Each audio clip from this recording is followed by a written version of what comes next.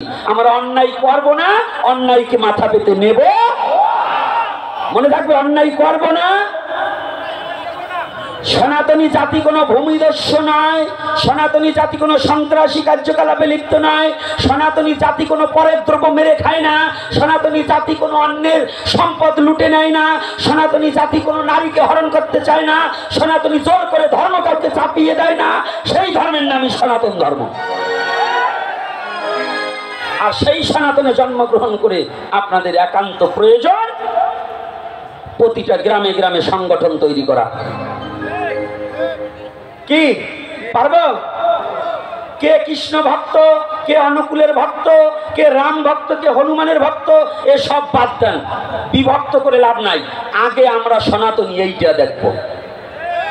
আজকে যারা মনে করবেন আমি বৈষ্ণব, আমি সৎসঙ্গী, আমি রামকৃষ্ণ মঠের, এমন একদিন আসবে যদি এখনো এক না হন, আপনার ওই অনুকূলের মন্দিরও থাকবে না, ওই কৃষ্ণের মন্দিরও থাকবে না, ওটা ছাগল বাঁধা ঘর হবে না। এই জন্য চাই ওই সব ভুলে গিয়ে যাতে মন্দির পবিত্রতা রক্ষা করতে পারি। আমরা বাঙালি সনাতনী, আমরা যেন বাংলাদেশে বীরের মতো বাঁচতে চাই, মেলোচ্ছর মতো নয়, পরাধীনতা নয়, স্বাধীনভাবে বাঁচবো। আমরা কিভাবে বাঁচবো?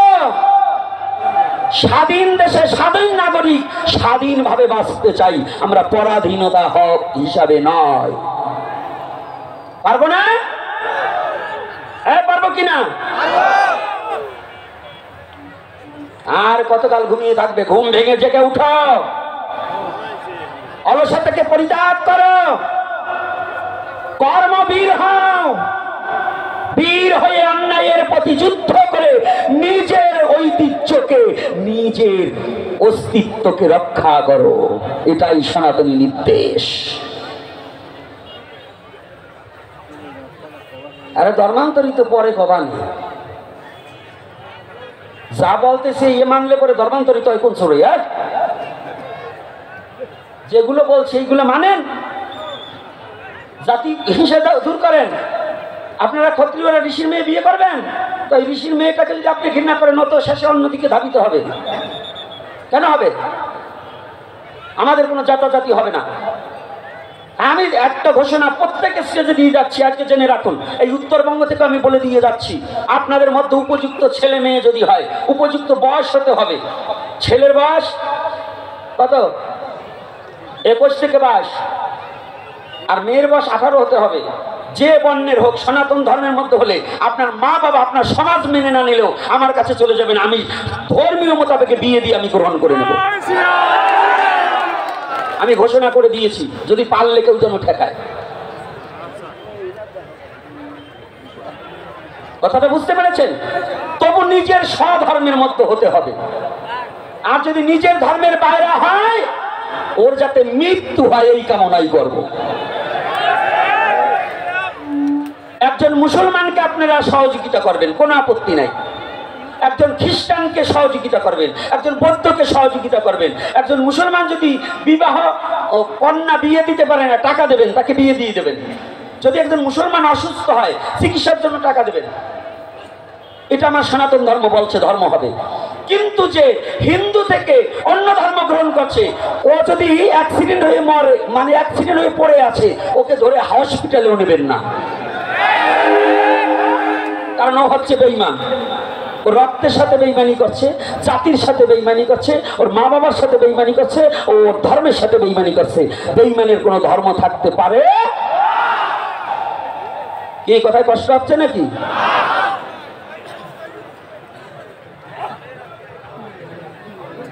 আর আমি চালাইলে হবে না, আপনাদের চালাইতে হবে, বুঝলেন না? আমি চালাইলে হবে না, আপনাদের স্লোগান ঠিক রাখতে হবে। আমি বসবো এই লালমনিরহাটে, এই ফলিমারিতে, ফলিমারি নয়, যারা দূর দূরান্ত থেকে এসেছেন, আপনাদের এই যৌতুক প্রথা দূরকরণ আর এই যে জাতি, এই যে বর্ণবাদ, এইটা যদি আমি বুঝি যে এরপর থেকে, এই 2 দিন সনাতন ধর্মের পর থেকে আমাদের কিছু পার্সেন্ট হলেও কমে আসছে, তাইলে বুঝবো যে আপনারা আমার কথা মানছেন। আর নাইলে ওই যে রাশিয়ানি ওই দলেই যাবেন। কি যুবক ছেলেরা মনে আছে তো? কি করা যাবে না? কে মাইয়ের বাবার শব্দ দিবা? আমি ভুলে যাও, ভুলে যাও, এইটাকে ভুলতেই হবে নাকি? আর না হলে কারা কারা করে নাম লিস্ট দেবেন, আমি মামলা করব। তবু যৌতুক বৃত্ত আমরা চলবো জোর করে। যদি এইরকম কোনো ঘটনা ঘটে, এই মেয়েরা আমার নাম্বার রেখে দেবে, যদি এইরকম কোনো ছেলে তোমরা সম্বন্ধ ঠিক করবা, তারপরে বিয়ে কত তারিখে আমাদের খবর দেবা, ওর বাবারে শুদ্ধ বাইরে টাইট বানাই দিয়ে যাবো।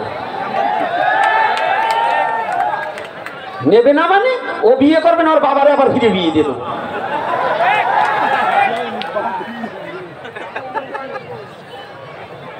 তবু এই যৌতুক বিরুদ্ধ আন্দোলন আমাদের এখন গড়ে তুলতে হবে নাকি? এই কি বাবারা কি বলেন?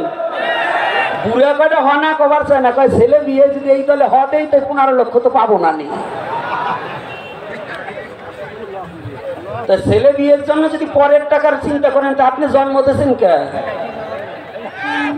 হ্যাঁ, যদি পরের টাকার আশা করেন তা আপনি জন্ম দিয়েছেন কেন? এটা জ্ঞানীর কথা নয়। পরের টাকায় কোনো ছেলেকে বিক্রি করা যাবে না। গরু ছাগল হাটে উঠানোর মতো দাম কষাকষি যেন না হয়। যদি মেয়ের বাবার ইচ্ছা হয় আপনার ছেলেকে একটা উপহার হিসেবে একটা জিনিস দেবে, সেটা আলাদা কথা, তার ইচ্ছার উপরে নাকি? এটা দিতে পারে, সেটা ভালোবেসে। আমাকেও একজন স্বর্ণের চেন একটা দিতে পারে, এটা তার মনের ব্যাপার। কিন্তু জোর করে কারো কাছ থেকে কথার মধ্যে দিয়ে আদায় করা যাবে, মনে থাকবে। বিবাহ হচ্ছে একটা পবিত্র জিনিস।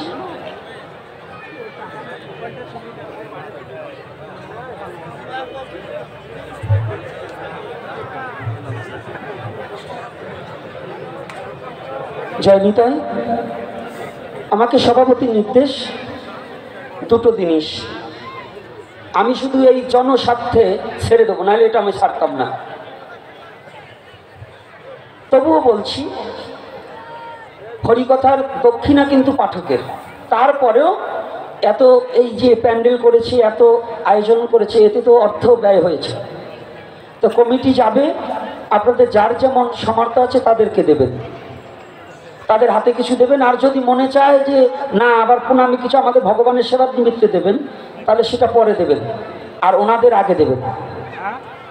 ভাগবত পাঠের দক্ষিণা দিতে হয় কিছু, সেটা যদি আপনাদের মনে চায় দেবেন, না মনে চায় না দেবেন। কিন্তু এই কমিটির হাত শক্ত করা, যাতে সামনে আরো সনাতনী সমাবেশ আরো বড় করে করতে পারে, এই জন্য এদের হাত শক্ত করতে। কি পারা যাবে না? একটা সিগারেটের দাম কত?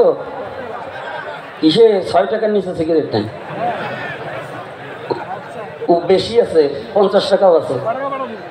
তাই এই জন্য যারা ধূমপান করেন, এই দুদিনের ধূমপানের টাকাটা ভগবানের সেবায়ের কমিটির হাতে দিয়েন নাকি? এর আর কি বলবো। ও মা, একটা পান খেলে 10 টাকা লাগে না? তো দুদিনে যদি 5টা করে পান খাও এক এক দিনে, তাহলে 10টা পান 100 টাকা। একটু ভাগযোগ করে আমাকেও দিও, ওনাদেরও কিছু দিও, দুদিনে একটু নেশামুক্ত হয়ে আমাদের কিছু দিও। যাক, রাধে রাধে। এইবার যে কথাটা বলছি, সনাতন ধর্মে কি শিক্ষা দিয়েছে? অন্যায়কারীকে কখনো গ্রহণ করা যাবে না, যাবে না। তাহলে আজকে কি করছে? হ্যাঁ, যখনই ভগবান রামচন্দ্রকে বলেছে, রামচন্দ্র বিভীষণকে গ্রহণ করেছে, কিন্তু বিভীষণের একটা পুত্র রয়। এদিকে রাবণের বংশ প্রায় ধ্বংস হওয়ার পথে। রাবণের পুত্রগণ সকলে একে একে পরাজিত স্বীকার করে প্রাণ হারালেন। বাকি রয়েছে কে? তরুণী সেন। এই সংবাদ অন্তপুরে যখনই চলে যায়, তরুণীর মা বলছেন যে আজকে একটা সুযোগ আছে। কি? আমার স্বামীকে পিতা পুত্রের পরিচয় করাতে হলে পুত্রকে তো ওই যুদ্ধে পাঠাতে হবে। আমি জানি আমার স্বামী কোনো অন্যায় কাজে যায়নি, আমার স্বামী ভগবানের চরণে আছে। মায়েদের একটা কথা আছে, এটা আগামী দিন বলবো, আজকে বলবো না। মায়েদের উপরে বিশেষ করে একটা আকর্ষণীয় কথা আছে, আগামী দিন হবে, এটা আজকে বলবো না। এইবার কি করেছে জানুন? আপনাদের কমিটির লোক ওই পিছন দিয়ে কালেকশনে লাগিয়ে দেয়। আর হিন্দুদের একটা দোষ আছে, যখনই দুটো ভিক্ষার জন্য যায় রুটি আটা দেয়, আরে দিবা না বাবা, না দাও তবু বসে থাকো। এইটা হলো হিন্দুদের একেবারে দোষ। জোর করে তো আমরা নেব না, পকেটে হাতে নেব, তাহলে উঠে আটা দাও কেন? এই উঠে এখন যেগুলো হাঁটা দেবে বসবে টাকা দেওয়ার ভয়তে আটা দেবে।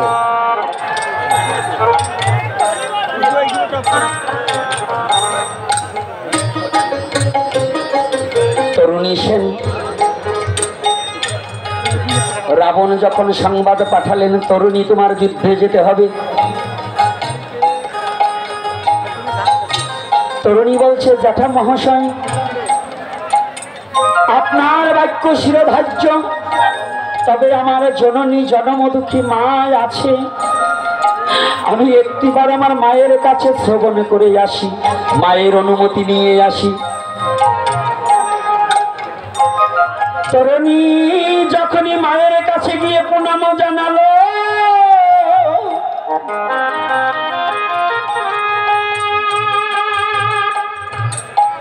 মা মস্তকে হাত দিয়ে তরুণীকে আশীর্বাদ করিল।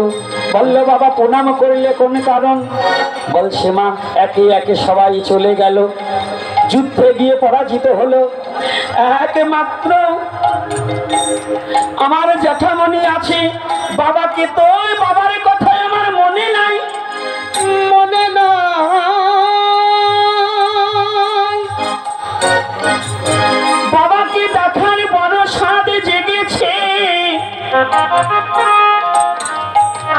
মা বলছে তরুণী রে, আমার মনের স্বাদ, তুই একটিবার এই যুদ্ধে যাবি, তোর বাবাকে তুই একটু দেখে আসবি। মা জানে এই যুদ্ধে গেলে আমার পুত্র ফিরে আসবে না, তথাপিও বলছে যা। আজকে যদি তুই যুদ্ধে না যাস তাহলে তোর স্বধর্ম রক্ষা হবে না। বাবা যা, তবে শোন, সবাই যে যুদ্ধে গিয়েছে যেভাবে সেজে, আজকে তোকে সেভাবে সাজাবো না। আজকে আমি তোর মা যুদ্ধে অনুমতি দিচ্ছি, আমি তোকে আলাদা রূপে একটু সাজিয়ে দিচ্ছি।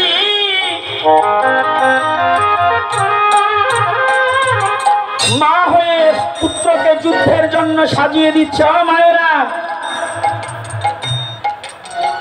এই 22 তারিখে সনাতনীর ন্যায্য আদায়ের অধিকার আদায়ের যুদ্ধ এই রংপুরে জেলা স্কুলের ময়দানে। আপনি নিজেও আসবেন, আপনার সন্তানকে যোদ্ধারূপে রামের সৈনিক হিসেবে পাঠিয়ে দেবেন। কোনো মা বাবা যেন নিজের সন্তানকে ঘরে রাখবেন না, মনে থাকবে। আপনারা আবাল বৃদ্ধ বনিতা যারা আছেন, জীবনেতে কত টাকা নষ্ট করেছেন, হয়তো কয়টা ভাড়ার টাকা দিয়ে গাড়ি করে আপনারা কৃপা করে ওই সমাবেশে যোগদান করবেন। সারা বাংলার সমস্ত সনাতনী জাতি প্রত্যেকটা জেলা থেকে আসবে, আপনিও যাবেন, আপনার সন্তানকে নিয়ে যাবেন। যুবক যুবতী নর নারী সকলে আমরা ওখানে হব। আমরা কোনো অস্ত্র নিয়ে নয়, আমরা শুধু আমাদের প্রাণের দাবি নিয়ে দাঁড়াবো। আমরা কোনো যুদ্ধের জন্য নয়, আমাদের জীবনকে সুরক্ষিত করার জন্য। আমরা কারো সাথে অন্যায়ভাবে মারামারি করার জন্য নয়, আমাদের মন্দির যাতে না ভাঙে, আমাদের ধর্ম যাতে সুরক্ষিতভাবে প্রতিপালন করতে পারি, এই দাবি নিয়ে আমরা রংপুর জেলা স্কুলে উপনীত হব। নাকি রাধে? যাবো কিনা? কারা কারা যাবো হাত তুলুন। মায়েরা হাত তোলেন না কেন? তো যেতে হবে। পৃথিবীতে যাহা কিছু কল্যাণকর অর্ধেক করিয়াছে নারী, অর্ধেক করিয়াছে নর। শুধু পুরুষের দ্বারা এই দেশ স্বাধীন হয় নাই, নারীরাও যুদ্ধ করেছে, করেছে না? আমরা সনাতনী, আমরাও নরনারী একত্রিত হয়ে আজ এই বাংলার মাটিতে আমার সনাতন ধর্মকে সুরক্ষিত করার জন্য, যেন রাক্ষসের গ্রাস হইতে আমরা বাঁচাতে পারি, আমরা নিজের সন্তানকে বাঁচাতে পারি। এজন্য আমরা একত্রিত হয়ে আমাদের ন্যায্য অধিকারের দাবি নিয়ে আমরা রাজপথে দাঁড়িয়ে যাব। এজন্য বৈষ্ণব, সাধু, গুরু, ব্রাহ্মণ, ক্ষত্রিয় কোনো জাত পাত নাই। আজকে আমরা সনাতনীর সৈনিক হয়ে দাঁড়াবো। পার্বতা, আজকে মা নিজে তরুণী সিংকে সাজাচ্ছে, সর্বঙ্গে রাম নামে লিখে দিচ্ছে চন্দনের দ্বারা।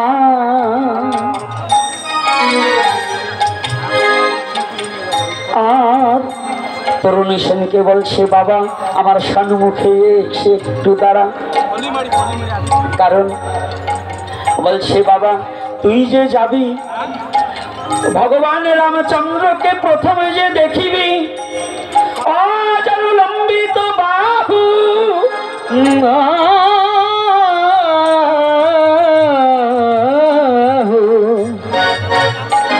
চার রূপের ছাতায় অন্ধকার নাশ হয়ে যায়। ওই জন্য জানিবি পরম পিতা পরমেশ্বর রামচন্দ্র হয়।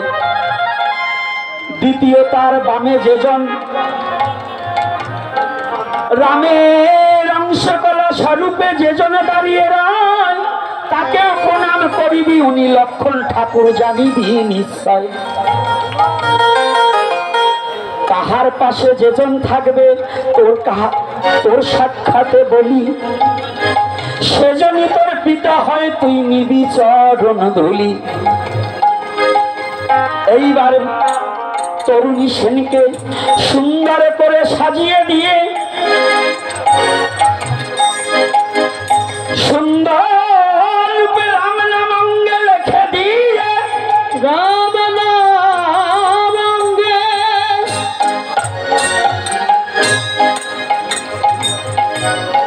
রাম নামের নামাবলী মস্তকে বেঁধে দিয়ে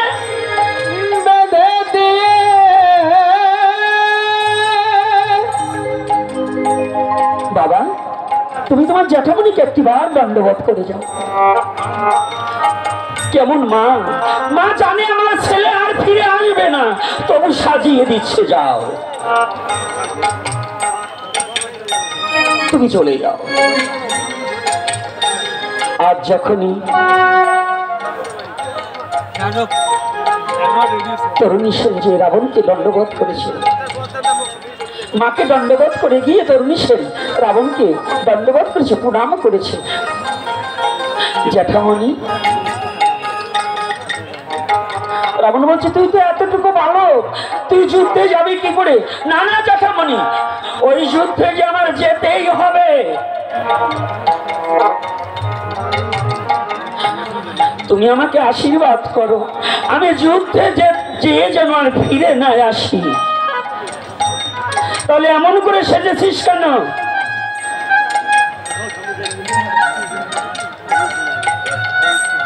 জ্যাঠামণি, তুমি একটিবার আমাকে আশীর্বাদ করো। আজ আমার জীবনের প্রথম আমার বাবার সাথে দেখা হবে। আমি যেন আমার বাবার সম্মুখে গিয়ে ভীতু না হই, মরণের জন্য যেন আমি দুর্বল না হয়ে যাই। আর যেন এমন করে সেজেছি কেন? আমার এই দেহখানা যেন আমি রাক্ষস কুলে জন্মগ্রহণ করেছি, আমি রাক্ষস হয়ে জন্মগ্রহণ করেছি।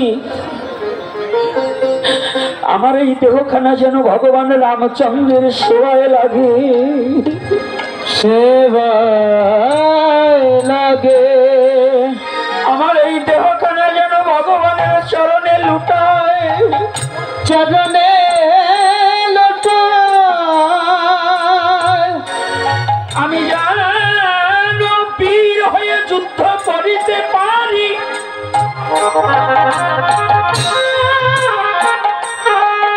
আমি যেন মৃত্যু হয়ে ফিরে না আসি।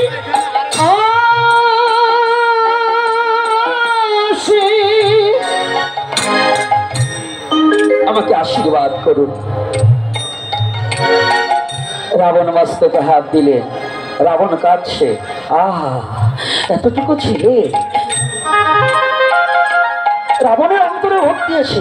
রাবণ ভাবছে এতটুকু ছেলে রামচন্দ্রের চরণে চলে গেল, আমি পারলে না।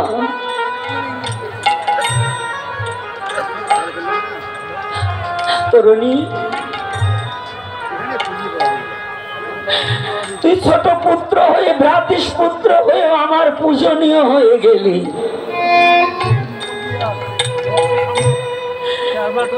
একে একে সবাই তোরা চলে গেলি, পড়ে রইল এই অধমর দশানন।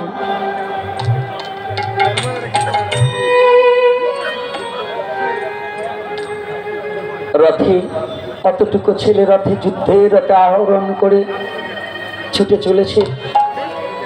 রাম লক্ষণ দাঁড়িয়ে আছে ধনুর্বাণ হাতে করে। অতটুকু ছেলে ধনুর্বাণ নিয়ে চলে গিয়েছে। মা বলেছে এই এই রূপ। যোদ্ধা হয়ে সর্পজঙ্গে যখনই রাম নাম লেখা দেখেছে, লক্ষণ ডাক দিয়ে বলছে রামকে, দাদা ওই দেখো, এতবার দেখো দেখো দেখো রাক্ষস বংশ কত বড় ছলনাময়ী, কত বড় রূপ ধরেছে, তোমাকে ভুলাবার নিমিত্তে সর্বঙ্গে রাম নাম লেখে এসেছে। তো রাম নাম যদি লেখবি, যদি এতই ভক্ত হবি, তাহলে আবার ধনুর্বাণ হাতে নিয়ে এসেছিস কেন? বুঝতে পেরেছেন?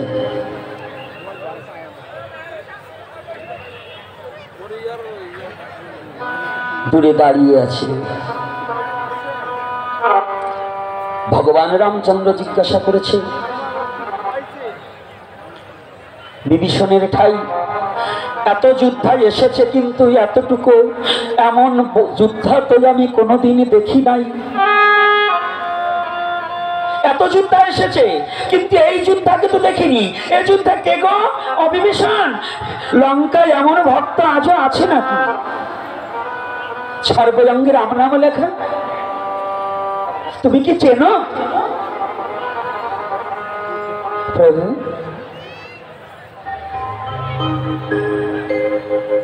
হ্যাঁ আমি চিনি। বলছি কে? বলছি আমার জ্ঞাতি, রাবণের ভ্রাতিস পুত্র, রাবণের অন্নে প্রতিপালিত। কথাটা দেখেছেন? পিতা ছলনা করছে, পরিচয় দিচ্ছে সেনাপুত্রকে। আমার জ্ঞাতি, জ্ঞাতি চেনেন তো? হ্যাঁ, বংশ, আমার বংশ। রাবণের ভ্রাতিস পুত্র, মিথ্যা বলেন। অর্থাৎ বিভীষণ আর রাবণ কি ভাই? বিভীষণের পুত্র বলছে রাবণের ভ্রাতিস পুত্র, ভাইয়ের ছেলে। রাবণের অন্নে প্রতিপালিত, আমার কেহ নয়। ভালো করে জেনে নিন কথাটা, ভালো করে। এই যুবকেরা, ভালো করে কর্ণপাত করা হোক। কত বড় কথা! পিতা পুত্র পর্যন্ত ধর্মে যুদ্ধে কেউ কাউকে চিনবে না। পুত্র পিতাকে চেনে না, আর পিতা পুত্রকে চেনে না। পিতা কি চেনেনি পুত্রকার? চিনেও না চেনার ভান। তাহলে আমরাও এই সনাতনীর জন্য, সনাতনীর স্বার্থে, সনাতন ধর্মের স্বার্থে আমরাও কাউকে চিনি না যদি সনাতনের স্বার্থে না হয়। যদি সনাতন ধর্মের মধ্যে এমন দালাল থাকে, আপন ভাই হইলেও ওই দালালকে আমরা চিনি না, ওটা ওরা জাকার। ওই বিশ্ব বেঈমানকে আমরা চিনব না। কি কথা ঠিক থাকবে তো? প্রতি গ্রামে গ্রামে কি আমাদের সংঘবদ্ধ হবে তো? প্রতি গ্রামে যদি কেউ ভাবে যে আমাকে ছাড়া এই যে ধর্মীয় অনুষ্ঠান করবার গেলে দেখবেন কিছু শয়তান আছে, যাতে ভালো কাজ না হয় ওরা শুধু ওই শয়তানি দলাদলি বাঁধায়। আছে কিনা? এইখানেও ওই আছে। তাই এখন কিছু বলবা না, দেখো ভগবান কৃপা করুক। যদি এই সনাতনী স্বার্থে এই দাবি যদি কোনোদিন গৌরহরি কৃপা করে, আর যদি মহাপ্রভুর অশেষ দয়া হয়, আমি জানি নিশ্চয়ই এটা প্রতিফলন হবে হবে হবে। তবে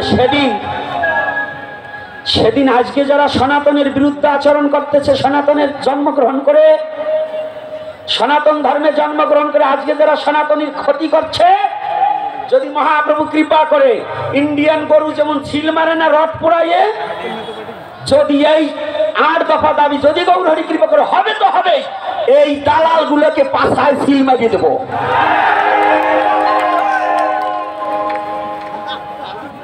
যারা সনাতনের জন্মগ্রহণ করে দালালি করবে, মনে থাকবে তো? হ্যাঁ, মনে থাকবে না ভুলে যাবে? ভালো খাওয়া পেলে, হ্যাঁ ভালো খাওয়া ভুলবে। দিনে একবার খাবো, শাক অন্ন খাবো, তো ওই দালালের পোলাও ভাত খাবো না। কি মনে থাকবে? যদি সনাতন ধর্মে জন্মগ্রহণ করে আর যদি নিজের বাবা জন্ম দিয়ে থাকে, নিজের সঠিক পিতার জন্মের হয়, সে সনাতনীর সাথে বেইমানি করতে পারবে না। আর যদি ধার করে এনে মায়ের জন্ম দিয়ে থাকে, তাহলে ওটা সনাতনের সাথে বেইমানি করবে। একেবারে গোড়ায় জল দিয়ে দেবো। কি মনে থাকবে তো? কোন দালালের আশ্রয় সনাতনে দেব। আজকে যখনই বানে বানে সাজাচ্ছে, প্রথম একটি বান দিয়ে পুষ্প করে দিলেন রামচন্দ্রের পায়ে, দ্বিতীয় বান দিয়ে মালা গেঁথে দিলেন ভগবান রামচন্দ্রের গলায়, দ্বিতীয় পুষ্প নিয়ে দিলেন লক্ষ্মণ ঠাকুরের পায়ে, আবার একটা মালা গেঁথে দিলেন লক্ষ্মণ ঠাকুরের গলায়। তৃতীয়বার পুষ্প যখন দিলেন বিভীষণের পায়ে,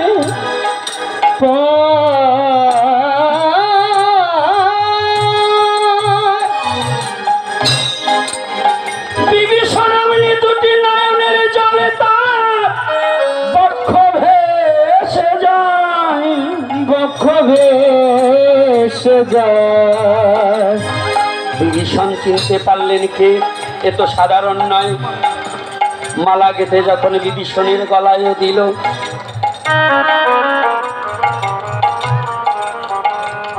ভগবান রামচন্দ্রের বড় দয়া হলো। ধনুক ধরে বসে আছে কিন্তু বাণ ছাড়ছে না।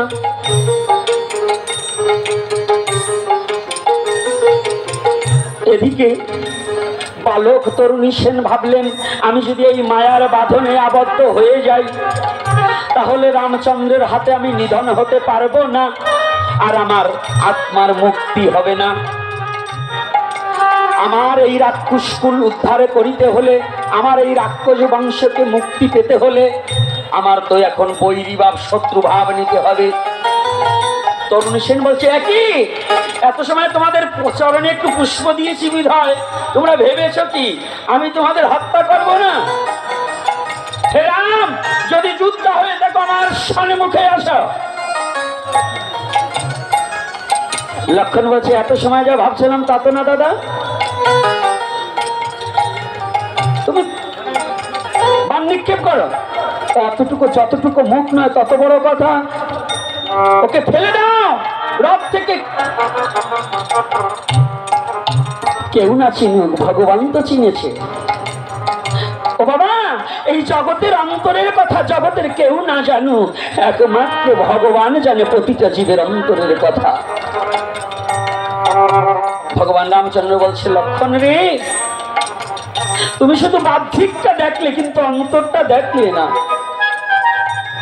আমি কেমন করে আমার ভক্তের বক্ষে বাণ নিক্ষেপ করব?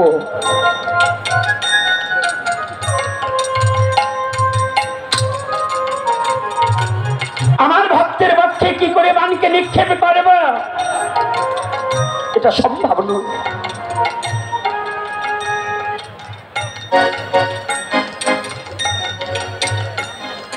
তরুণী সেন গর্জে উঠে বললেন, কি রাম, আমি শুনেছিলাম তুমি বড় বীর, একে একে আমার জ্যাঠামণি কুম্ভকর্ণকেও তুমি বধ করেছ। তুমি একে একে সবাইকে বধ করেছো, আর আমার মতো একটা বালক পারলে কেমন যুদ্ধ হয়েছে? সম্মুখে দাঁড়াও। অন্তরে ভক্তি, বাইরে থেকে ঝগড়া করছে। বিভীষণ বলছে, প্রভু রাম, এই বালককে তো আর রক্ষা করা যায় না, এই বালককে এখনই আপনি বধ করুন। পুত্রকে বধ করার জন্য নির্দেশ দিচ্ছে। বিভীষণের মনে ছিল একে একে সব আমার রাক্ষস বংশ যেন উদ্ধার হয়ে যায়, অন্তরে ভক্তি যেন আমার রাক্ষস বংশ উদ্ধার হয়ে যায়। ভগবান রামের হাতে যে নিধন হবে সে তার রাক্ষস বংশ উদ্ধার হয়ে যাবে। তো আজকে সনাতনী জাতি জেনে রাখা ছেলে মেয়েরা, যদি এই সনাতনী যুদ্ধে যে যদি কেউ মৃত্যুবরণ করে তার বৈকুণ্ঠে বাস হবে জানিবেন ইচ্ছায়।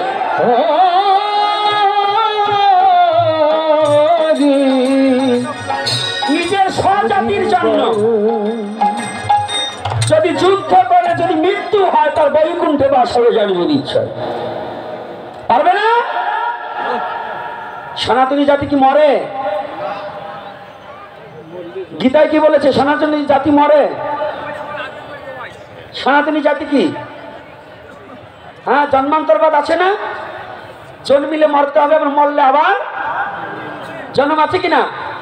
তাহলে আমরা এত চিন্তা করবো কেন? আবারও তো জন্ম নেব। তার প্রমাণ কোথায়? ইতিহাস দিয়ে দিয়েছে। কোথায়? আরে বাংলাদেশের বয়সটা 53 বছর। এই বাংলাদেশের বয়স কত? 53 বছর। বাংলাদেশের ইতিহাস কতটুকু? বাংলাদেশের বয়স, তথাপি এই দেশের জন্মভূমি আমার, তাকে শ্রদ্ধা করি, জন্ম মাটিকে এবং এই দেশ মাতৃকাকে এবং বাংলার আইনকে শ্রদ্ধা করি। কিন্তু 53 বছর ইতিহাস হচ্ছে বাংলার ইতিহাস। আর ভারতের ইতিহাস হচ্ছে কি? এই পৃথিবীর সূচনা লগ্ন থেকে। ভারতের ইতিহাসে কি বললেন? শেষ প্রান্তে ক্ষুদিরাম বসুর নাম শোনা আছে? হ্যাঁ, জন্মান্তরবাদ সনাতন ধর্মে আছে। এটা ক্ষুদিরাম বসু প্রকাশ্যে দিয়েছে কি? প্রহ্লাদকে মারবো বলে মারলাম ভারতবাসী, একবার বিদায় দে মা ঘুরে আসি আসি, একবার বিদায় দে মা ঘুরে আসি। কি গেছে না? কি গিয়েছিল? তারপরে মা বললেন আমি হাসি হাসি পড়ব ফাঁসি, দেখবে ভারতবাসী, একবার বিদায় দে মা ঘুরে আসি। পরে বললেন বাবা তুই তো চলে যাবি। বলছে না না, আমি বীরের সন্তান, আমি সনাতনী সন্তান, আমার কোনো মৃত্যু নাই, ওমায় আমি আবার আসিতেছি। কবে? বললেন আমায় আমি মাসিমার ঘরে আসিতেছি তোমার পুত্র হিসাবে। কতদিন পরে? 10 মাস 10 দিন পরে। ওমা সেদিন আমি মাসিমার ঘরে আবার আসিতেছি, ওমা সেদিন আমায় চিনতে না পারলে আমার গলায় দেখবে ফাঁসি, একবার বিদায় দে মা ঘুরে আসি। হ্যাঁ সনাতনী সন্তান, যদি এটা সত্য হয় তোমাদের কোনো মৃত্যু নেই, তোমরা অমৃতর সন্তান, যদি জীবন যুদ্ধ বাজি রেখে আমরা সনাতনী যুদ্ধে যাব, পারবো কিনা?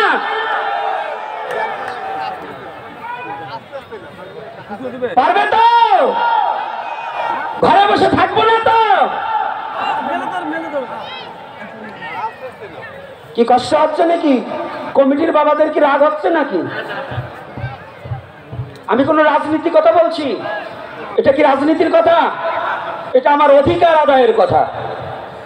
আমি কোনো ধর্মের নিন্দা করেছি? আমি কোনো কাউকে মারার কথা বলেছি? আমি হ্যাঁ, যদি কোনো সনাতনী মূর্তি ভাঙতে আসে, মন্দিরে আগুন দিতে আসে, সনাতনীদের ঘর বাড়ি পোড়াতে আসে, আপনারা তাকে আর বাড়ি যেতে দেবেন না। ফিরে আর যেতে দেওয়া যাবে? সাবধান, আর কোনো কথা না। কারণ আমরা অন্যায়ভাবে কারোর সাথে কোনো ঝগড়া ক্যাচকেচি করা, আর যারা ভাঙে তারা কোনো জাতি নয়, তারা সন্ত্রাসী নাকি? যারা এইগুলো করে, এবার দেখেন বাংলাদেশে অনেক মাজারও ভেঙে ফেলছে রাতের আধারে। ভাঙছে না? ভাঙছে কিনা? তার প্রতিবাদে হাজার মুসলমান দাঁড়ায়নি? তাহলে আমরা কি আমাদের মন্দির ভাঙলে আমরা দাঁড়াতে পারবো না? পারবো কিনা? তাহলে ভয় পাবো কেন? যে সরকার, দলীয় সরকার আসুক, আর এখন বর্তমান সরকার যিনি চলছে ইনি থাকুক, আমাদের প্রত্যেকের প্রাণের দাবি সরকার যেন এটা লক্ষ্য করে। আর আগামী দিন আরো কিছু কথা আছে, সে কথা নিয়ে আমরা আসবো। আজকে যখনই বলছি আমরা কি মরবো না বাঁচবো? আমাদের মৃত্যু আছে নাকি? আমাদের কোনো মৃত্যু নেই। সনাতনী জাতি কোনো মরে, সনাতনী জন্মান্তরবাদ, মরলেও আবার জীবিত হতে জানে কিনা? এটাই সনাতন, এটাই শ্রেষ্ঠ ধর্ম। কেন শ্রেষ্ঠ ধর্ম? যে সনাতনে কোনো মৃত্যু নাই। সব ধর্মে মৃত্যু আছে, সনাতনে কোনো মৃত্যু। সনাতনে মৃত্যুর পরে আবার জীবিত হতে পারে, এই জন্যই সনাতন ধর্ম শ্রেষ্ঠ। মনে থাকবে তো?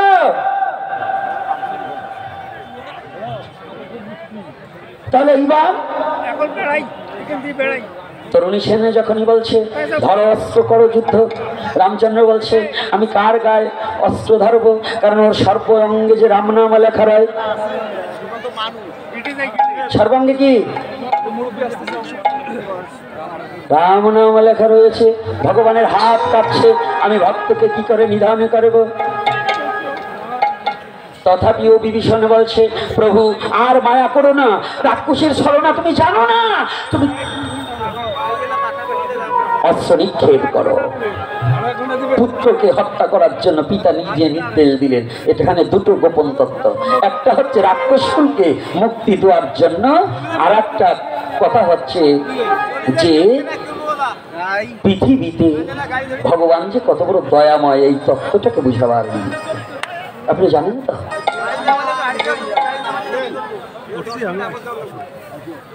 ওই মস্তকখানা যখনই কেটে দিলেন,